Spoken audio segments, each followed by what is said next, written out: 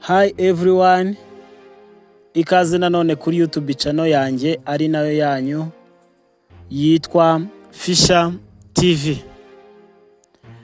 Ndagusaba gukanda kuri subscribe niba utarabikoze, usharinge iyi video igere ku bandi bantu, ubashishikarize gukanda kuri subscribe kugira ngo nabo baze mu muryango wacu nka Fisher Family. Hanyuma rero uyu munsi naguteguriye ikiganiro kitaza kumara iminota myinshi ariko gikubiyemo inama nziza kandi zubaka. Tugiye kuvuga ku buryo umwana ashobora kwitwara mu gihe ari mu biruhuko. Ese iyo umwana ari mu biruhuko yitwara gute? Ese umwana iyo ari mu biruhuko afashwa gute? Ese uyu mwana ari mu biruhuko aricara gusa? Ese iyo umwana ari mu biruhuko ariga? Ibyo byose uraza kubimenyera muri ino video. Nuyireba ukayirangiza urakuramo uburyo ushobora gufasha umwana mu gihe cy'ibiruhuko kugira ngo asubire ku ishuri agize gute, ari update mu mutwe kandi ibyo yize atarabyibagiwe. Akenshi iyo umuntu ari mu biruhuko afata umwanya munini wo kwishima cyane, nko mu minsi mikuru akishima agatembera, ariko kwiga neza uhozaho. Rero bisaba gukomya gukurikirana umwana mu gihe ari mu biruhuko. Ngiye kubabwira ibintu ushobora gukora kugira ngo umwana agume ari update mu gihe cy'ibiruhuko. Ntuze gucikwa rero, ndagushishikariza kureba ino video yose ukayirangiza. Ikintu cya mbere cyo gukora kugira ngo umwana agume ari update mu gihe cy'ibiruhuko ni ugushyiraho igihe runaka cyo kwiga. Ubusanzwe umwana yazindukiraga ku ishuri cyangwa se umwana aba ku ishuri, noneho agiye kujya azinduka mu rugo, yicaye mu rugo akora uturimo cyangwa se aganira n'abandi, akina n'abandi. Rero kugira ngo umwana agume ameze neza, ari mu masomo neza, bisaba gushyiraho igihe runaka cyo kwiga kugira ngo agume mu mutwe ameze neza kandi atibagirwa ibyo yize. Ubwo nk'uko twabivuze muri video yabanje, ni ukumushakira hagati y'iminota 30 na 40 buri munsi kugira ngo bimufashe kudasinzira cyangwa se kutibagirwa ibyo yize, agasubiramo ibyo yize akiri hehe ku ishuri. Ikindi cya kabiri ni ugusoma ibitabo, ariko agasoma ibitabo bifitanye isano n'amasomo yize cyangwa se yigaga. Niba hari uburyo ushobora kubona ibitabo, ushobora kugira gute, kumwereka ibitabo akabisoma byerekeranye n'amasomo yize, atari ugupfa gusoma ibitabo gusa, ahubwo agasoma ibitabo bijyanye n'amasomo yize.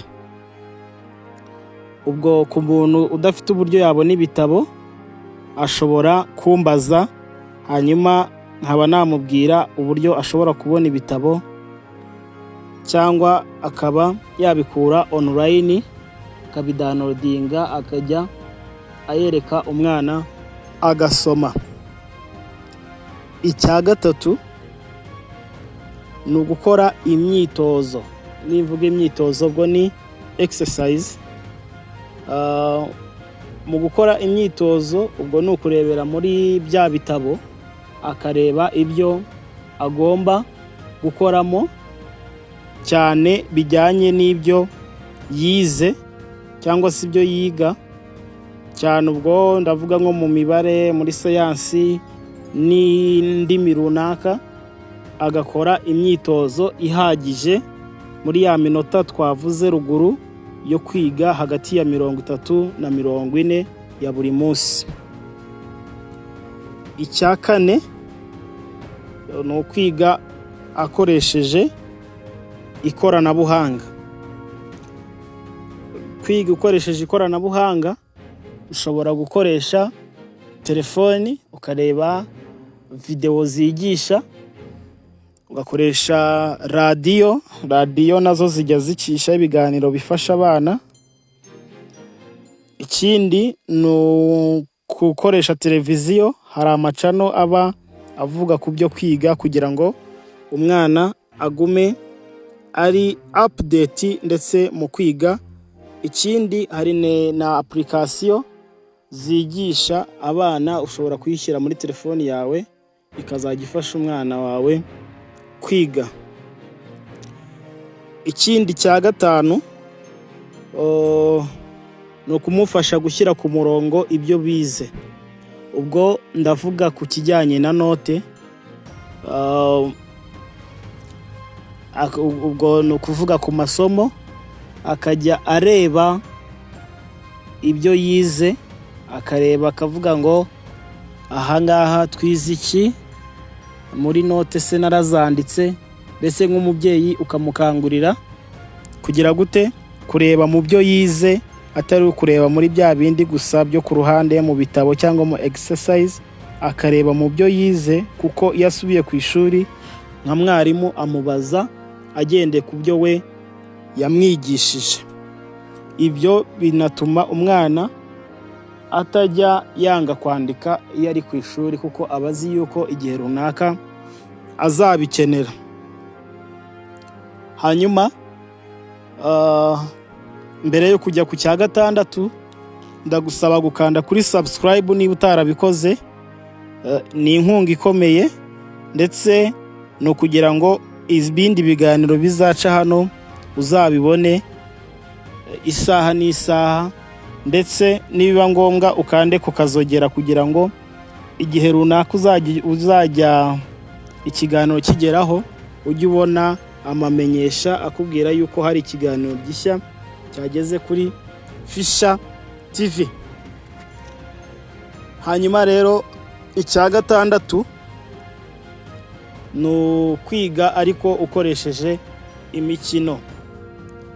Gukina byongera ubusabane bw'umwana na mwarimu. Ubwo wowe nka mwarimu, ubwo niba ari mu kiruhuko, ni wowe uba wabaye mwarimu w'uwo mwana. Bisaba rero gukina kugira ngo muri ya minota wamuhaye itaza kumurambira, ariko mugakina muri kwiga. Ibyo biganiro nabicishijeho, wasubira inyuma ukareba ibindi biganiro bivuga uko wakwiga ukina n'umwana, kandi birafasha. Icya karindwi ni ugushyiraho intego runaka kandi zihamye zerekana uko muziga muri icyo kiruhuko. Ukavuga ngo iki kiruhuko nziga Icyongereza, nziga imibare, nzasoma Ikinyarwanda ku rugero runuru. Mbese umwana agashyiraho, ukamufasha gukora intego runaka muzakoresha kugeza igihe ikiruhuko kirangiye. Hanyuma rero icyanyuma kandi cy'ingenzi gikubiyemo ibyo byose, ni ukumubaza aho atumva. Ubwo ni icya munani, kubaza umwana ibyo atumva. Niba uri kwigisha ntibivuze yuko ya minota azajya yiga ibyo yumva gusa. Wowe nk'umubyeyi cyangwa se umufasha kwiga, umubaza ibyo atumva kugira ngo mumufashe kubisobanukirwa kurushaho.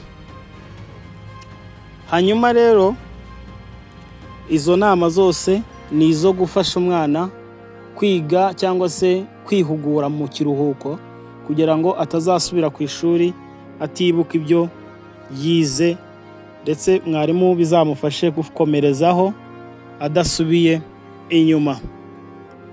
Muri make impamvu y'ibyo byose, iyo tuvuze ikiruhuko si tuba tuvuze guhagarika kwiga burundu, ahubwo ni igihe cyo gufata umwanya uwo ari wo wose, yaba munini cyangwa muto, umwana ukamufasha gusubiramo amasomo ndetse no kwiteza